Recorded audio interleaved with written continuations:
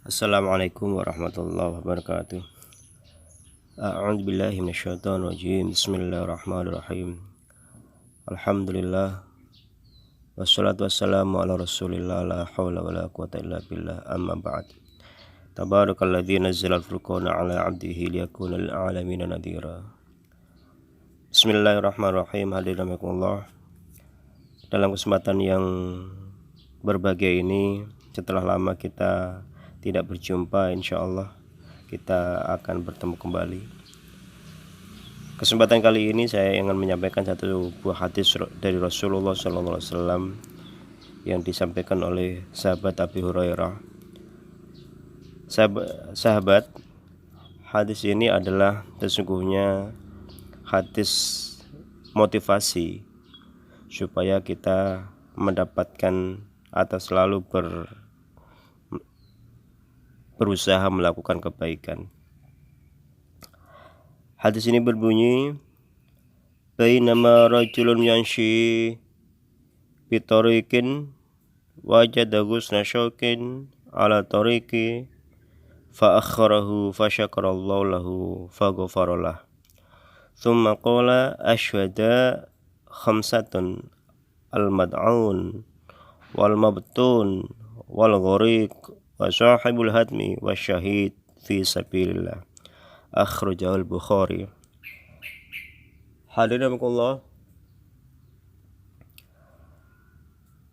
Abi Hurairah berkata bahwa Rasulullah sallallahu alaihi wasallam pernah berkata bahwa ketika seseorang berjalan di jalanan dan tiba-tiba ia mendapatkan duri atau dahan yang berduri di pinggir jalan atau di tengah jalan, kemudian ia menyingkirkannya, maka Allah memuji kepada orang tersebut dan mengampuni dosa-dosanya. Kemudian Rasulullah SAW bersabda kembali, orang mati syahid itu sesungguhnya ada 5 macam, kata Rasul. Yang pertama adalah yang mati karena wabah penyakit.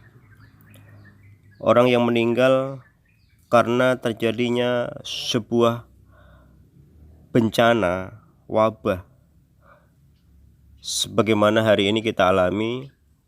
Hampir seluruh dunia, khususnya kita yang di Indonesia, sudah ratusan kiai, ratusan dokter, bahkan ribuan orang sudah meninggal karena wabah COVID. Menurut hadis ini, orang-orang seperti ini adalah orang yang masuk kategori sebagai meninggal dengan kesyahidan, dalam arti syahid akhirah, sehingga segala hal dosanya insya Allah diampunkan oleh Allah Subhanahu wa ta'ala. Dan yang kedua, orang yang masuk kategori mati syahid adalah meninggal karena mengalami sakit perut yang luar biasa melanda. Hadirin Allah, sakit perut termasuk juga penyakit yang sulit terdeteksi awal-awalnya. Kadangkala dia datang dengan tiba-tiba sehingga tidak ada waktu yang banyak seseorang untuk melakukan pengobatannya. Orang yang meninggal karena penyakit ini oleh Rasulullah SAW dikategorikan sebagai orang yang mati syahid. Yang ketiga, Allah, adalah orang yang meninggal karena tenggelam, baik itu di laut maupun di daratan atau di sungai.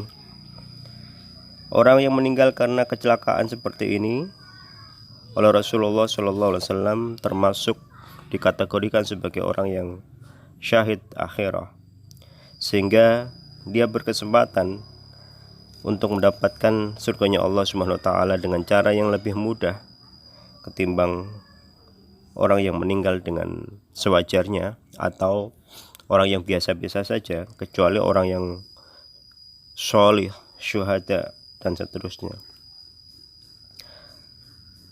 Yang keempat adalah, hadirin Allah, orang yang masuk kategori sebagai mati syahid adalah orang yang meninggal karena tertimpa reruntuhan. Ketika terjadi gempa luar biasa melanda, dan ada di antara mereka yang tertimpa reruntuhan akibat bencana atau gedung yang hancur karena ada gempa, maka orang-orang tersebut masuk kategori sebagai orang-orang yang meninggal. Dan yang kelima, hadirinullah, orang yang masuk kategori sebagai mati syahid adalah orang yang berperang membela agama Allah. Dia mati karena memperjuangkan agama Allah dengan cara yang benar tentu, tidak cara yang ngawur. Cara yang benar bagaimana? Cara yang benar adalah sudah sangat jelas siapa lawan, siapa kawan, siapa yang betul-betul memang memusuhi kita sebagai umat muslim. Nah, bagaimana dengan kita, negara yang majmuk? Kita tidak bisa menyebut negara kita adalah negara yang sedang berperang, sehingga kita tidak boleh dan tidak punya hak untuk memerangi saudara-saudara kita yang berbeda agama atau berbeda keimanan, karena mereka sudah bersepakat untuk menjadi sebuah bangsa. Kita terikat oleh sebuah kesepakatan yang disebut dengan Pancasila, sehingga kita berdampingan, rukun dan damai dalam membangun harmoni. Hadirinullah,